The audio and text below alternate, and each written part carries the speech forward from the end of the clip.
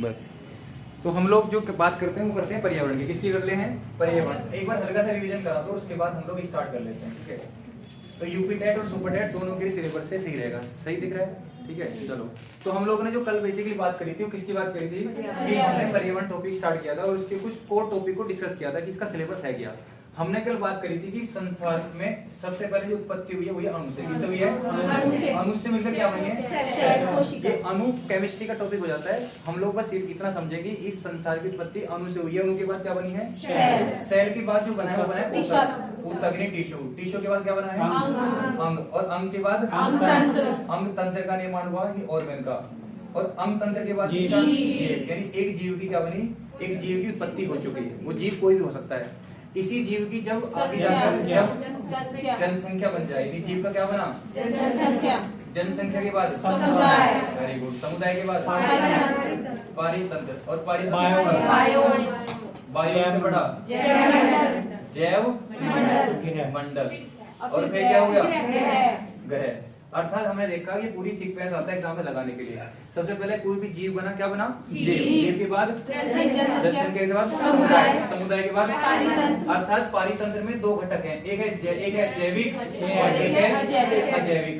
एक है जैविक और एक है अजैविक, जिसके अंदर जीवन ना हो, जिसके अंदर जीवन ना हो। और जैविक जिसके अंदर जीवन मौजूद हो, जीवन हो। और जब जीवन होगा मौजूद तो जैविक है। सभी पेड़ पौधे सभी जीव वो छोटे हैं बड़े हों। और जिसके अंदर जीवन नहीं वो क्या है? अजैविक। अर्थात पारितंत्र सबको समूह अंदर। और इसी का बाद जब अजैविक तत्व आ गए और जीवन आ चुका तो उसको चाहिए एक निश्चित जलवायु। क्या चाहिए? निश्चित जलवायु। जहाँ निश्चित जलवायु मिल जाए तो है बायोम। क्या है वो? बायोम। और बाद में जब बायोम भी है और पारितंत्र भी है और हम लोग की बात करें तो हम लोग समुदाय भी है। तो हम लोग को क्या हो गया? और हमारे पास स्थल मंडल भी है और जल मंडल भी है और वायुमंडल भी है।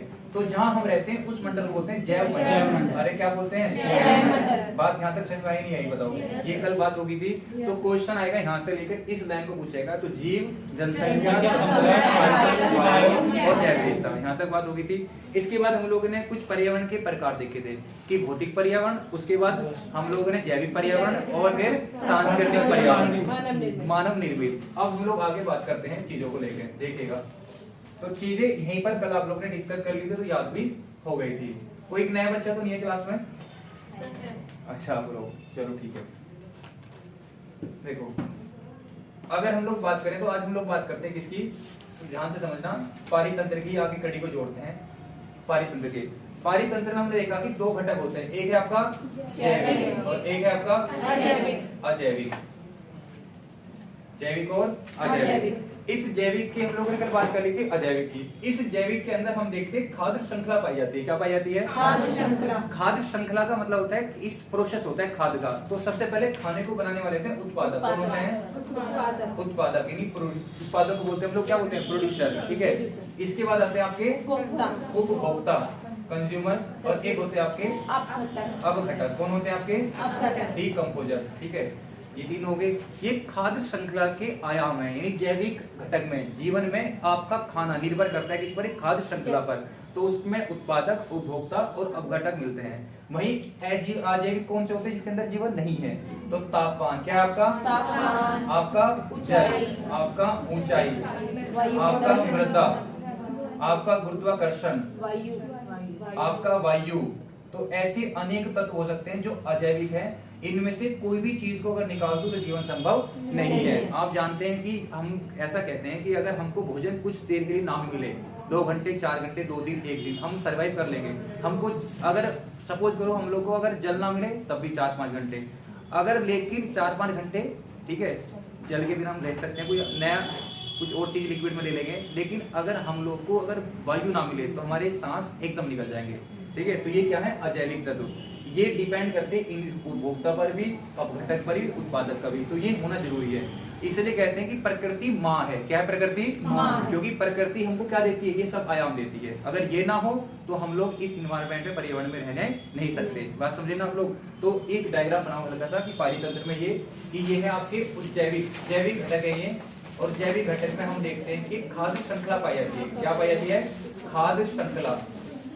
और ये 3 आयाम है। किसके आयाम है? 3। बनाओ इसको डायग्राम को।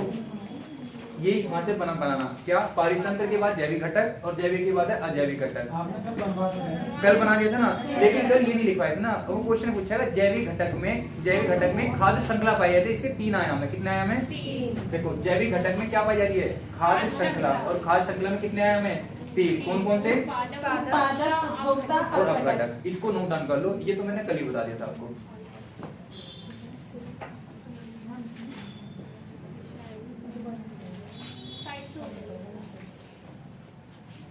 चलो जल्दी से थोड़ा हाथ चलाना।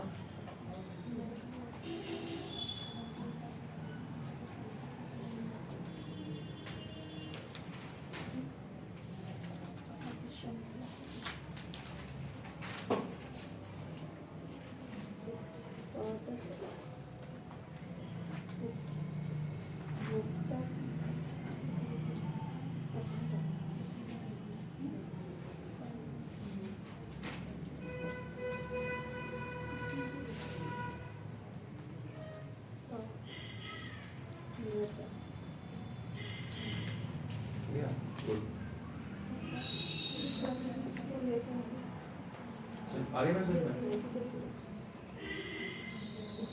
आगे बढ़े हम लोग।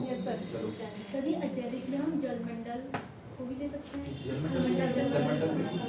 सर बिल्कुल वायुमंडल, और फिर जैविक में स्थल मंडल हो गया। किसमें? जैविक में इसके अंदर जीवन है। स्थल मंडल, स्थल ये तो आयाम हो गए, स्थल तो एक अजैविक तत्व हो गया, जलमंडल भी एक अस्थायी हो गया। ये हमारे लिए अजैविक के स्रोत है, हम अजैविक के बिना नहीं चल सकते। जीवन में क्या कहेंगे, अपनी जीवन की चारों ओर क्या है, जैविक प्लस अजैविक। जीवन के अंदर चारों जिंदा लोग भी हैं, और जिंदा लोग में सब कुछ आ जाएंगे, सूक्ष्म भी आ जाएगा और बड़ा भी आ जाएगा, और हमारे पास वे तत्व भी आ जाएंगे जो मौजूद नहीं है, जैसे हवा, जैसे कि मिट्टी, जैसे ये अजैविक। इस संसार में अगर चल पा रहा है तो 2 घटक से, जैविक से और अजैविक से। इसमें कोई भी निकल जाए तो बड़ी दिक्कत आ जाती है। और प्रकृति क्या करती है, जब प्रकृति के साथ हम खिलवाड़ करते हैं तो कोई एक घटक की हमें हानि होती है, या तो तापमान ज्यादा बढ़ जाए, या जल से आपदा आ जाए, तो आती भी है। देखो इनमें तो अजैविक तत्व में तो हलचल ही आती है, और जब आती है तो बहुत अच्छी खासी आ जाती है। आगे बढ़ जाए हम लोग। चलो देखो अब हम लोग बात करते हैं किसकी, ध्यान से समझना। तो हम लोग हेडिंग डालते हैं क्या, उपभोक्ता। क्या डालते हैं? उपभोक्ता। तो सबसे पहले याद देखना, सबसे पहले उत्पादक, किसकी बात करते हैं? उत्पादक। इनको हम स्वयंपोषी भी कहते हैं। क्या कहते हैं भाई? स्वयंपोषी। तो ध्यान से समझना क्या होता है स्वयंपोषी, यानी इसको बोलते हैं हम लोग क्या, प्रोड्यूसर या ऑटोट्रोप्स। ऑटोट्रोप्स या आपका प्रोड्यूसर। अब देखो क्या हुआ, ये है पेड़ पौधा, क्या है ये? एक पेड़, और ये है आपका, इस तरह से हमने पत्ती वगैरह बना दी। सर वीडियो तो ऑन नहीं करनी थी? कर दी ना मैंने, चल रही है ना? चल रही है। हाँ तो सही है ना, दिख रहा हूँ ना मैं, बस सीधी सी बात है, ठीक है। चलो देखो अब देखो क्या है कि ये आपका आया, ये प्रकाश है। अरे सुनो, प्रकाश आया, सूरज पर पड़ा, और यहाँ से हमने वायुमंडल से ले लिया CO2। क्या ले लिया भाई? CO2। और हमने इस पौधों की जड़ों से ले लिया H2। क्या ले लिया? H2। जल चला गया, और इसके क्या मिल गया, इसने साथ जो हम लोग एक्टिविटी करते हैं, ये इसने एक्टिविटी वायुमंडल से ले ली। तो इसने क्या किया, CO2 प्लस H2 मिलकर और सन की अभिक्रिया कर सनलाइट पड़ी। क्या बनी? सनलाइट। अरे बोलो क्या हुआ? सनलाइट से अभिक्रिया कर इनने बनाया 6,6H12O6 यानी ग्लूकोज। क्या बनाया? तो क्वेश्चन आता है कि पौधे प्रकाश संश्लेषण की क्रिया अभिक्रिया करके क्या बनाते हैं? अरे क्या बनाते हैं? क्या बनाते हैं? अब देखो ग्लूकोज बना लिया। तो ये है आपकी क्या है, ये है आपके हरे पौधे जो होते हैं ना, ये होते हैं उत्पादक। क्या होते हैं हरे पौधे? उत्पादक। हरे पौधे हैं उत्पादक। क्या है भाई? उत्पादक। उत्पादक है, यानी ये भोजन खुद बना लेते हैं, स्वयं बना लेते हैं। इन्हीं हरे पौधों को कोई ना कोई खाएगा तो उन्हें कहते हैं उपभोक्ता। क्या कहते हैं? उपभोक्ता। और उपभोक्ता 3 होते हैं। कितने होते हैं? 3। बस कितने होते हैं? 3। तो पहले वाले को बोलते हैं प्राथमिक। क्या बोलते हैं हम लोग? प्राथमिक। प्राथमिक उपभोक्ता। क्या बोलते हैं हम लोग इसको? प्राथमिक उपभोक्ता। प्राथमिक उपभोक्ता। अरे बात समझ में आई नहीं आई?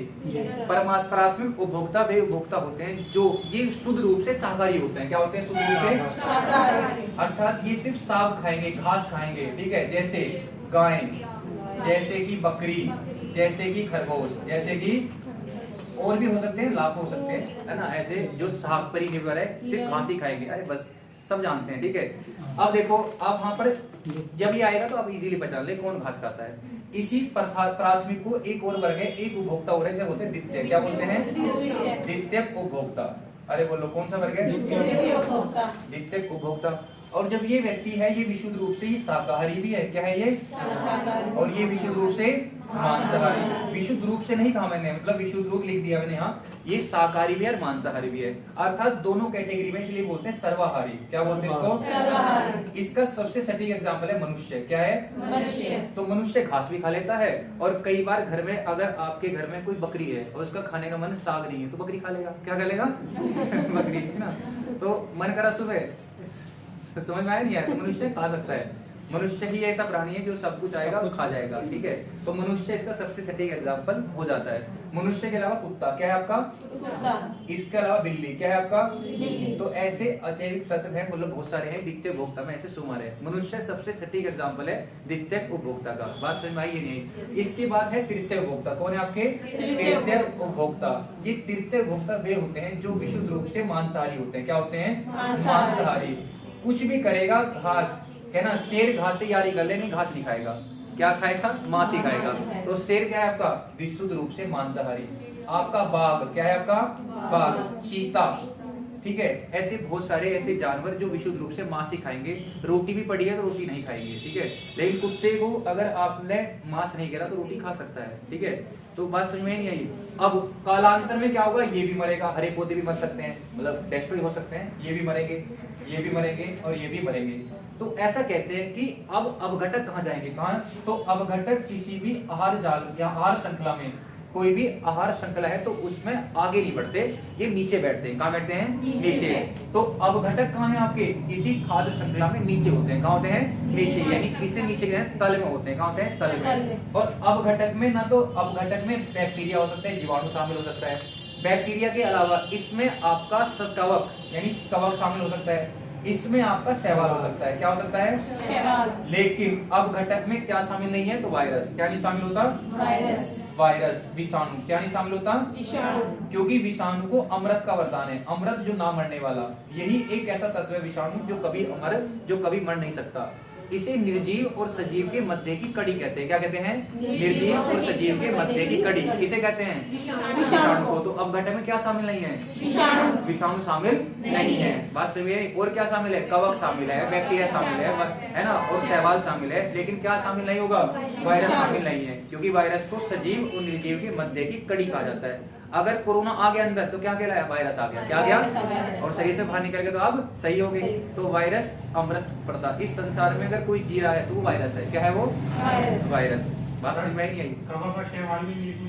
कवक और शैवाल को, कवक को शैवाल को तो हम लोग बोलते हैं फंगाई। क्या बोलते हैं, फंगाई, है ना। और कवक को बोलते हैं हम लोग, कवक के लिए यूज करते हैं वर्ड फंगाई, और एक है आपकी फंगी, एल्गी। क्या है आपका, एल्गी। एल्गी बोलते हैं कवक। काई देखिए, काई आपने लाल सागर देखा होगा, क्या देखोगा, लाल सागर। लाल सागर नाम क्यों है उसका, क्योंकि वहां एक नील हरी शैवाल पाई जाती है। ये शैवाल भूरी हो सकती है, लाल हो सकती है। तो लाल सागर पे जो लाल रंग की काई जम गई तो कुछ दूर पर उसने लिक्विड छोड़ दिया, वो लाल हो गया। क्या हो गया, लाल। ट्वेल के अंदर क्या देखा है आपने, काई जमती है। क्या जमती है, वो अपने कलर कैसे कर देगा पानी का, हरा। तो वो हरी हुई शैवाल है। क्या है वो, शैवाल। तो शैवाल भूरी हो सकती है, शैवाल लाल हो सकती है, शैवाल कैसी हो सकती है, ग्रे हो सकती है। बात समझ में आई नहीं आई, ये क्लियर हुआ नहीं हुआ। तो पौधे प्रकाश संश्लेषण की उपस्थिति में क्या निर्माण करते हैं, अरे क्या बनाते हैं, ग्लूकोज। उपभोक्ता कितने प्रकार के होते हैं, तीन। मनुष्य कैसा उपभोक्ता है, यानी द्वितीय उपभोक्ता। शेर कैसा उपभोक्ता है, और प्राथमिक उपभोक्ता में कौन आएंगे, गाय, बकरी और खरगोश। और अपघटक आहार श्रृंखला में कहाँ आएंगे, बिल्कुल नीचे, क्योंकि ये इसका भी अपघटन कर सकता है, इसका भी, इसका भी, इसका भी। और इनसे सीखा जा सकता है लाइफ में। क्या सीखा जा सकता है, जीवन में हमारे संडे मंडे ट्यूसडे मानव ने बनाया, क्योंकि मानव करना नहीं चाहता है ना, इसको आराम चाहिए। लेकिन जैसी कोई बॉडी स्टडी और कोई बॉडी में कोई भी उसको बॉडी को डिस्ट्रॉय करना है तो ये निरंतरता से, इनका कोई संडे नहीं होता, कोई मंडे होता, ये लगातार अपने जीव को, उस बॉडी को डिस्ट्रॉय करने लग जाते हैं, ठीक है। तो इनसे चीजें सीखी जा सकती है। और हम क्या करते हैं कई बार कि हमारा कल क्या है, संडे। तो संडे क्यों बनाया मनुष्य ने, बस लाइफ क्या करेंगे, रेस्ट करने के लिए। ये लोग रेस्ट नहीं करते। अगर ये काम पे एक दिन के लिए कहते हैं तो हम कहाँ जा रहे हैं, आज हम काम नहीं करते, तो जीवन मरघट बन जाएगा। क्या बन जाएगा, सिर्फ डेड बॉडी होगी और कुछ नहीं होगी। बताओ, लाखों जीव मरते होंगे इस संसार में, उनको कौन सड़ा रहा है, कौन निकल रहा है, अपघटक। हाँ, अपघटक कौन है, अपघटक। अरे बात समझ में नहीं आई, पक्का। चलो नोट कर लो इसको।